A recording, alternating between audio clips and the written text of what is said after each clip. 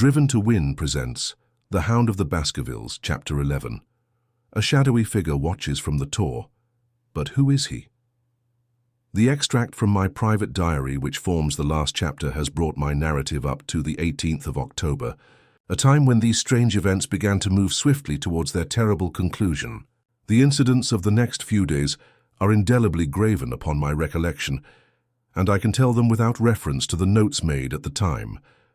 I start then from the day which succeeded, that upon which I had established two facts of great importance. The one that Mrs. Laura Lyons of Coombe Tracey had written to Sir Charles Baskerville and made an appointment with him at the very place and hour that he met his death. The other that the lurking man upon the moor was to be found among the stone huts upon the hillside.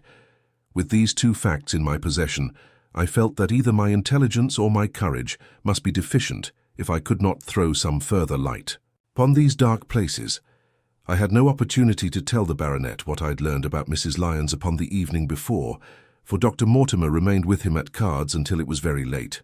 At breakfast, however, I informed him about my discovery, and asked him whether he would care to accompany me to Coombe Tracey. At first he was very eager to come, but on second thoughts it seemed to both of us that if I went alone the results might be better. The more formal we made the visit, the less information we might obtain. I left Sir Henry behind, therefore, not without some prickings of conscience, and drove off upon my new quest. When I reached Coombe Tracey, I told Perkins to put up the horses, and I made inquiries for the lady, whom I had come to interrogate.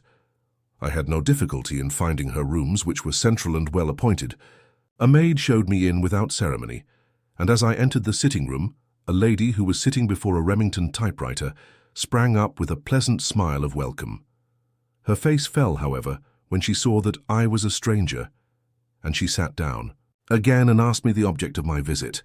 The first impression left by Mrs. Lyons was one of extreme beauty. Her eyes and hair were of the same rich hazel color, and her cheeks, though considerably freckled, were flushed with the exquisite bloom of the brunette, the dainty pink which lurks at the heart of the sulphur rose. Admiration was, I repeat, the first impression, but the second was criticism. There was something subtly wrong with the face, some coarseness of expression, some hardness perhaps of eye, some looseness of lip which marred its perfect beauty. But these, of course, are afterthoughts. At the moment I was simply conscious that I was in the presence of a very handsome woman, and that she was asking me the reasons for my visit. I had not quite understood until that instant how delicate my mission was. "I have the pleasure," said I, "of knowing your father." It was a clumsy introduction, and the lady made me feel it. "There is nothing in common between my father and me," she said. "I owe him nothing, and his friends are not mine. If it were not for the late Sir Charles Baskerville and some other kind hearts, I might have starved for all that my father cared. It was about the late Sir Charles Baskerville that I have come here to see you." The freckles started out on the lady's face. "What can I tell you about him?" she asked, and her fingers played nervously over the stops of her typewriter. "You knew him, did you not? I have already said that I owe a great deal to his kindness. If I am able to support myself, it is largely due to the interest which he took in my unhappy situation. Did you correspond with him?" The lady looked quickly up with an angry gleam in her hazel eyes. "What is the object of these questions?" she asked sharply. "The object is to avoid a public scandal. It is better that I should ask them here than that the matter should pass outside our control." She was silent, and her face was still very pale. At last she looked up with something reckless and defiant in her manner. "Well, I'll answer," she said. "What are your questions? Did you correspond with Sir Charles?" "I certainly wrote to him once or twice to acknowledge his delicacy and his generosity. Have you the dates of those letters?" "No." "Have you ever met him?" "Yes. Once or twice when he came into Coombe Tracey. He was a very retiring man, and he preferred to do good by stealth. But if you saw him so seldom and wrote so seldom, how did he know enough about your affairs to be able to help you, as you say?" "That he has done." She met my difficulty with the utmost readiness. "There were several gentlemen who knew my sad history and united to help me. One was Mr. Stapleton, a neighbour and intimate friend of Sir Charles's. He was exceedingly kind, and it was through him that Sir Charles learned about my affairs. I knew already that Sir Charles Baskerville had made Stapleton his almoner upon Several occasions, so the lady's statement bore the impress of truth upon it. Did you ever write to Sir Charles asking him to meet you? I continued. Mrs. Lyons flushed with anger again. Really, sir, this is a very extraordinary question. I am sorry, madam, but I must repeat it. Then I answer, certainly not. Not on the very day of Sir Charles's death. The flush had faded in an instant, and a deathly face was before me.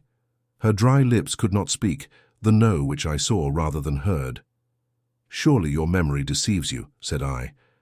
I could even quote a passage of your letter. It ran, please, please, as you are a gentleman, burn this letter and be at the gate by 10 o'clock.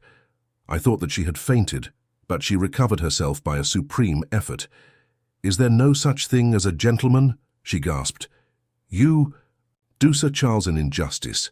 He did burn the letter, but sometimes a letter may be legible even when burned. You acknowledge now that you wrote it? Yes, I did write it, she cried, pouring out her soul in a torrent of words. I did write it. Why should I deny it? I have no reason to be ashamed of it. I wished him to help me. I believed that if I had an interview I could gain his help, so I asked him to meet me. But why at such an hour? Because I had only just learned that he was going to London next day and might be away 4 months. There were reasons why I could not get there earlier. But why a rendezvous in the garden instead of a visit to the house? Do you think a woman could go alone at that hour to a bachelor's house? Well, what happened when you did get there? I never went. Mrs. Lyons, no, I swear it to you on all I hold sacred, you never went. Something intervened to prevent my going. What was that? That is a private matter, I cannot tell it. You acknowledge then that you made an appointment with Sir Charles at the very hour and place at which he met his death, but you deny that you kept the appointment. That is the truth. Again and again I cross-questioned her, but I could never get past that point. Mrs. Lyons, said I as I rose from this long and inconclusive interview, you are taking a very great responsibility and putting yourself in a very false position by not making an absolutely clean breast of all that you know. If I have to call in the aid of the police, you will find how seriously you are compromised. If your position is innocent, why did you in the first instance deny having written to Sir Charles upon that date? Because I feared that some false conclusion might be drawn from it and that I might find myself involved in a scandal. And why were you so pressing that Sir Charles should destroy your letter? If you have read the letter, you will know. I did not say that I had read all the letter. You quoted some of it. I quoted the postscript. The letter had, as I say, had been burned, and it was not all legible. I ask you once again why it was that you were suppressing that Sir Charles should destroy this letter which he received on the day of his death. The matter is a very private one. The more reason why you should avoid a public investigation. I will tell you then. If you have heard anything of my unhappy history, you will know that I made a rash marriage, and had reason to regret it. I have heard so much. My life has been one incessant persecution from a husband whom I abhor. The law is upon his side, and every day I am faced by the possibility that he may force me to live with him. At the time that I wrote this letter to Sir Charles, I had learned that there was a prospect of my regaining my freedom if certain expenses could be met. It meant everything to me, peace of mind, happiness, self-respect, everything. I knew Sir Charles's generosity, and I thought that if he heard the story from my own lips he would help me. Then how is it that you did not go? Because I received help in the interval from another source. Why then did you not write to Sir Charles and explain this? So I should have done had I not seen his death in the paper next morning. The key. Woman's story hung coherently together, and all my questions were unable to shake it. I could only check it by finding if she had, indeed, instituted divorce proceedings against her husband at or about the time of the tragedy. It was unlikely that she would dare to say that she had not been to Baskerville Hall if she really had been, for a trap would be necessary to take her there, and could not have returned to Coombe Tracey until the early hours of the morning. Such an excursion could not be kept secret. The probability was, therefore, that she was telling the truth, or at least a part of the truth. I came away baffled and disheartened. Once again I had reached that dead wall which seemed to be built across every path by which I tried to get at the object of my mission. And yet the more I thought of the lady's face and of her manner, the more I felt that something was being held back from me. Why should she turn so pale? Why should she fight against every admission until it was forced from her? Why should she have been so reticent at the time of the tragedy? Surely the explanation of all this could not be as innocent as she would have me believe. For the moment, I could proceed no farther in that direction, but must turn back to that other clue, which was to be sought for among the stone huts upon the moor, and that was a most vague direction. I realized it as I drove back and noted how hill after hill showed traces of the ancient people. Barrymore's only indication had been that the stranger lived in one of these abandoned huts, and many hundreds of them are scattered throughout the length and breadth of the moor. But I had my own experience for a guide, since it had shown me the man himself standing upon the summit of the Black Tor. That then should be the center of my search. From there I should explore every hut upon the moor until I lighted upon the right one. If this man were inside it, I should find out from his own lips, at the point of my revolver if necessary, who he was and why he had dogged us so long. He might slip away from us in the crowd of Regent Street, but it would puzzle him to do so upon the lonely moor. On the other hand, if I should find the hut and its tenant should not be within it, I must remain there however long the vigil, until he returned. Holmes had missed him in London. It would indeed be a triumph for me if I could run him to earth, where my master had failed. Luck had been against us again and again in this inquiry, but now at last it came to my aid, and the messenger of good fortune was none other than Mr. Frankland, who was standing grey-whiskered and red-faced outside the gate of his garden, which opened onto the high road along which I travelled.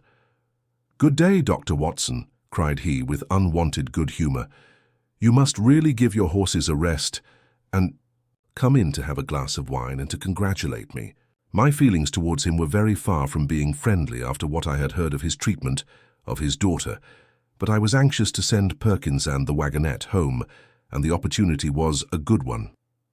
I alighted and sent a message to Sir Henry that I should walk over in time for dinner. Then I followed Frankland into his dining room. "It is a great day for me, sir, one of the red-letter days of my life," he cried with many chuckles. "I have brought off a double event. I mean to teach them in these parts that law is law, and that there is a man here who does not fear to invoke it. I have established a right-of-way through the centre of Old Middleton's Park, slap across it, sir, within 100 yards of his own front door. What do you think of that? We'll teach these magnates that they cannot ride roughshod over the rights of the commoners, confound them. And I've closed the wood where the Fernworthy folk used to. Picnic.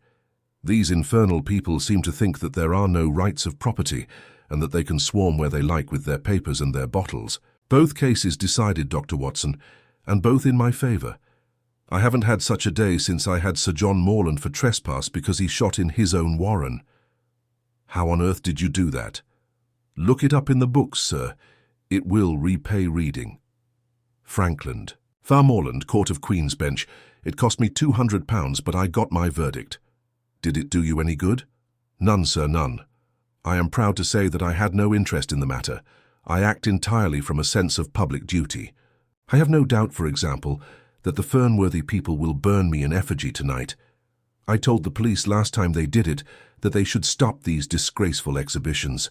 The county constabulary is in a scandalous state, sir, and it has not afforded me the protection to which I am entitled. The case of Frankland versus Regina will bring the matter before the attention of the public. I told them that they would have occasion to regret their treatment of me, and already my words have come." "True. How so?" I asked. The old man put on a very knowing expression, because I could tell them what they are dying to know, but nothing would induce me to help Theriscals in any way. I had been casting round for some excuse by which I could get away from his gossip, but now I began to wish to hear more of it. I had seen enough of the contrary nature of the old sinner to understand that any strong sign of interest would be the surest way to stop his confidences. "Some poaching case, no doubt," said I with an indifferent manner.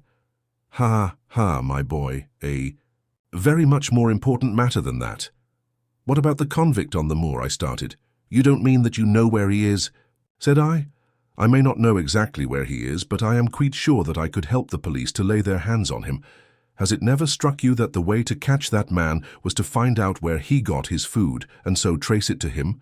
He certainly seemed to be getting uncomfortably near the truth. "No doubt," said I. "But how do you know that he is anywhere upon the moor?" I know it because I have seen with my own eyes the messenger who takes him his food. My heart sank for Barrymore. It was a serious thing to be in the power of this spiteful old busybody. But his next remark took a weight from my mind. You'll be surprised to hear that his food is taken to him by a child. I see him every day through my telescope upon the roof. He passes along the same path at the same hour, and to whom should he be going except to the convict? Here was luck indeed, and yet I suppressed all appearance of interest. A child. Barrymore had said that our unknown was supplied by a boy. It was on his track, and not upon the convicts, that Frankland had stumbled. If I could get his knowledge, it might save me a long and weary hunt. But incredulity and indifference were evidently my strongest cards. I should say that it was much more likely that it was the son of one of the moorland shepherds taking out his father's dinner. The least appearance of opposition struck fire out. Half the old autocrat. His eyes looked malignantly at me, and his grey whiskers bristled like those of an angry cat. "Indeed, sir," said he, pointing out over the wide-stretching moor. "Do you see that black tor over yonder? Well, do you see the low hill beyond with the thorn bush upon it? It is the stoniest part of the whole moor. Is that a place where Ashford would be likely to take his station? Your suggestion, sir, is a most absurd one." I meekly answered that I had spoken without knowing all the facts. My submission pleased him and led him to further confidences. "You may be sure, sir, that I have very good grounds. Before I come to an opinion, I have seen the boy again and again with his bundle. Every day, and sometimes twice a day, I have been able— But wait a moment, Dr. Watson. Do my ears deceive me, or is there at the present moment something moving upon that hillside?" It was several miles off, but I could distinctly see a small dark dot against the dull green and grey. "Come, sir, come," cried Frankland, rushing upstairs. "You will see with your own eyes and judge for yourself." The telescope, a formidable instrument mounted upon a tripod, stood upon the flat leads of the house. Frankland clapped his eye to it and gave a cry of satisfaction. "Quick, Dr. Watson, quick, before he passes over the hill." There he was, sure enough, a small urchin with a little bundle upon his shoulder, toiling slowly up the hill. When he reached the crest, I saw the ragged, uncouth figure outlined for an instant against the cold blue sky. He looked round him with a furtive and stealthy air, as one who dreads pursuit. Then he vanished over the hill. Well, am I right? Certainly. There is a boy who seems to have some secret errand, and what the errand is even a county constable could guess. But not one word shall they have from me, and I bind you to secrecy also, Dr. Watson. Not a word, you understand, just as you wish. They have treated me shamefully, shamefully. When the facts come out in Frankland versus Regina, I venture to think that a thrill of indignation will run through the country. Nothing would induce me to help the police in any way. For all they cared, it might have been me, instead of my effigy, which these rascals burned at the stake. Surely you are not going. You will help me to empty the decanter in honor of this great occasion. But I resisted all his solicitations and succeeded in dissuading him from his announced intention of walking home with me. I kept the road as long. Ash's eye was on me, and then I struck off across the moor and made for the stony hill over which the boy had disappeared. Everything was working in my favor, and I swore that it should not be through lack of energy or perseverance that I should miss the chance which fortune had thrown in my way. The sun was already sinking when I reached the summit of the hill, and the long slopes beneath me were all golden green on one side and grey shadow on the other. A haze lay low upon the farthest skyline, out of which jutted the fantastic shapes of Belliver and Vixen Tor. Over the wide expanse there was no sound and no movement. One great grey bird, a gull or curlew, soared aloft in the blue heaven. He and I seemed to be the only living things between the huge arch of Thesky and the desert beneath it. The barren scene, the sense of loneliness, and the mystery and urgency of my task all struck a chill into my heart. The boy was nowhere to be seen. But down beneath me, in a cleft of the hills, there was a circle of the old stone huts, and in the middle of them there was one which retained sufficient roof to act as a screen against the weather. My heart leaped within me as I saw it. This must be the burrow where the stranger lurked. At last my foot was on the threshold of his hiding place. His secret was within my grasp. As I approached the hut, walking as warily as Stapleton would do when, with poised net, he drew near the settled butterfly, I satisfied myself that the place had indeed been used as a habitation. A vague pathway among the boulders led to the dilapidated opening which served as a door. All was silent within. The unknown might be lurking there, or he might be prowling on the moor. My nerves tingled with the sense of adventure. Throwing aside my cigarette, I closed my hand upon the butt of my revolver, and walking swiftly up to the door, I looked in. The place was empty, but there were ample signs that I had not come upon a false scent. This was certainly where Thayman lived. Some blankets rolled in a waterproof lay upon that very stone slab, upon which Neolithic men had once slumbered. The ashes of a fire were heaped in a rude grate. Beside it lay some cooking utensils and a bucket half full of water. A litter of empty tins showed that the place had been occupied for some time, and I saw, as my eyes became accustomed to the checkered light, a pannikin and a half-full bottle of spirit standing in the corner. In the middle of the hut, a flat stone served the purpose of a table, and upon this stood a small cloth bundle, the same, no doubt, which I had seen through the telescope upon the shoulder of the boy. It contained a loaf of bread, a tin tongue, and 2 tins of preserved peaches. As he set it down again after having examined it, my heart leaped to see that beneath it there lay a sheet of paper with writing upon it. I raised it, and this was what I read, roughly scrawled in pencil: "Dr. Watson has gone to Coombe Tracy." For a minute I stood there with the paper in my hands, thinking out the meaning of this curt message. It was I then, and not Sir Henry, who was being dogged by this secret man. He had not followed me himself, but he had set an agent, the boy perhaps, upon my track, and this was his report. Possibly I had taken no steps since I had been upon the moor which had not been observed and reported. Always there was this feeling of an unseen force, a fine net drawn round us with infinite skill and delicacy, holding us so lightly that it was only at some supreme moment that one realized that one was indeed entangled in its meshes. If there was one report, there might be others, so I looked round the hut in search of them. There was no trace, however, of anything of the kind, nor could I discover any sign which might indicate the character or intentions of the man who lived in this singular place, save that he must be of Spartan habits and cared little for the comforts of life. When I thought of the heavy rains and looked at the gaping roof, I understood how strong and immutable must be the purpose which had kept him in that inhospitable abode. Was he our malignant enemy, or was he by chance our guardian angel? I swore that I would not leave the hut until I knew. Outside the sun was sinking low and the west was blazing with scarlet and gold.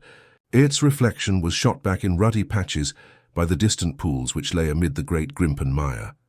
There were the 2 towers of Baskerville Hall, and there a distant blur of smoke which marked the village of Grimpen. Between the two, behind, the hill was the house of the Stapletons.